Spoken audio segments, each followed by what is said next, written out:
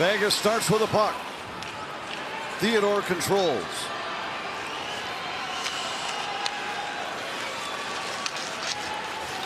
Vegas hasn't had much luck in overtime this year either. In games decided 3-on-3, they've lost 4 out of 5. Marner. Watched by Kaprizov. With Marner, Vegas has some options. They go Marner first for the draw, then Eichel, hoping that maybe he gets that second matchup away from Eriksson Ek. Here is Eichel. Barbashev drives toward the middle. Eichel leaves it for Hanifin. Forced to the outside by Eriksson Ek. And Vegas will circle back at center ice once more. Now Barbashev tried to leave it for Hanifin. Kaprizov to the bench for a change. Boldy takes his spot. Boldy, Eriksson Ek, Spurgeon for Minnesota. Eichel carries down low. Back out to center for Hanifin.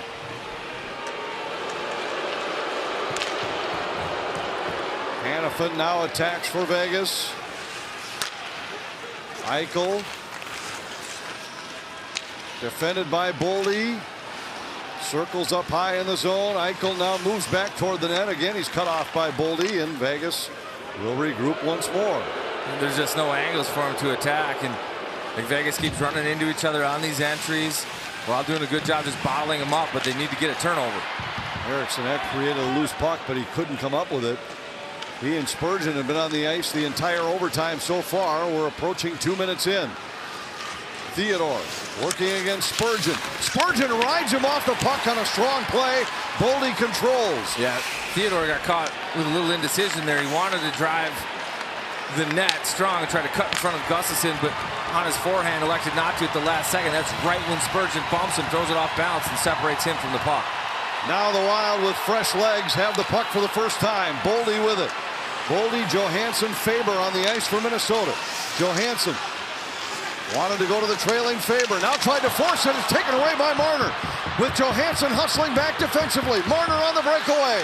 Marner dropped it back. Intercepted by Faber. How about the back check from Matt Boldy? Just saves the goal. Marner, unbelievable setup here. But on a breakaway, feeling the pressure from behind, elects not to take a shot. He'll second guess that one because of the back check from Boldy.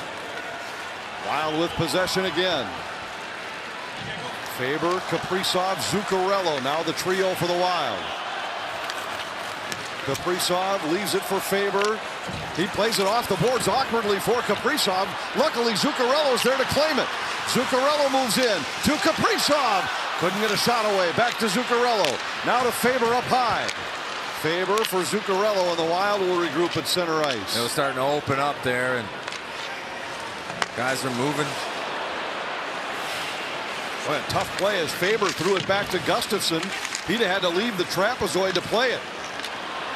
Kaprizov moves ahead for Minnesota, but the Wild are changing behind the play. Kaprizov to Zuccarello, just off of his stick. Zuccarello back to Kaprizov. Kaprizov loses Barbashev, circles the net on the backhand. Brodin now on the ice for Minnesota. Brodin moves toward the net. Zuccarello up high. Leaves for Kaprizov.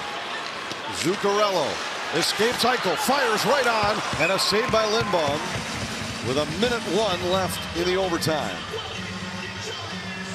Let's have another look at this. It's a takeaway from Marner on Johansson. Then the races. Boy, how about the speed from Marner, because Johansson was flying.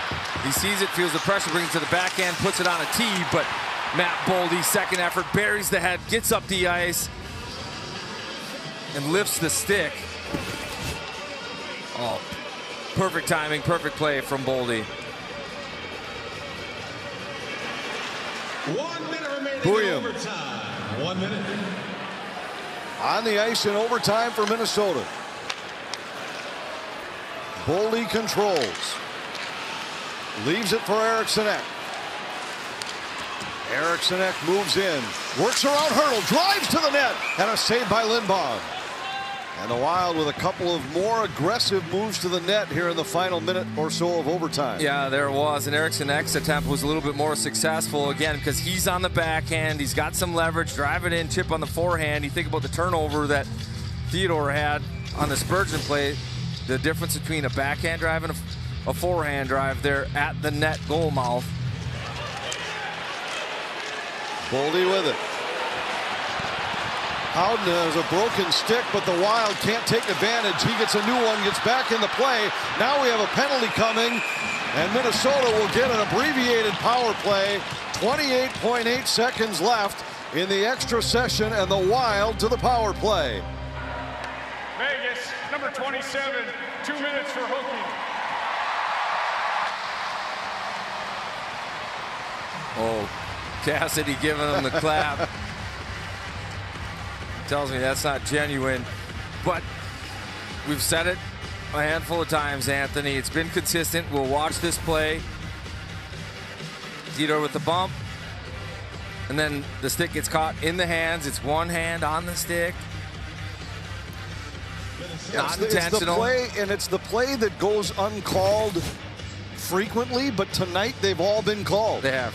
And you put yourself in a spot to allow the official to make the call as soon as you put the stick up in their hands. And Vegas can't complain that much because it was Jared Spurgeon that had a very similar ticky-tacky kind of call, and Vegas scores on that power play.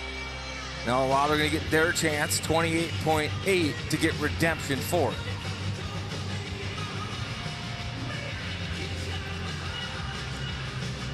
So the Wild have taken their timeout.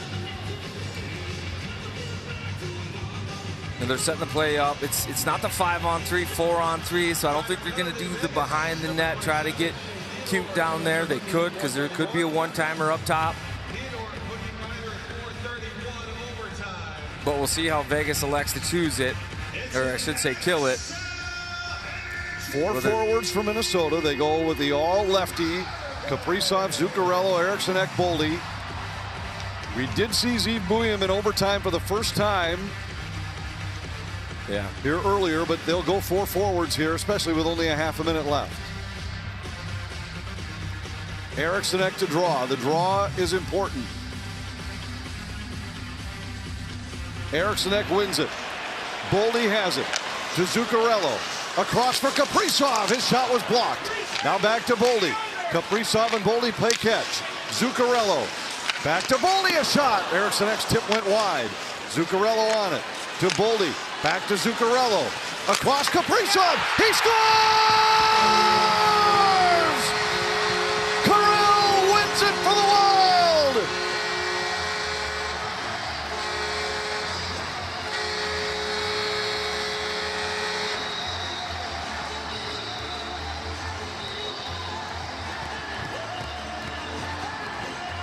Boy, you need your stars.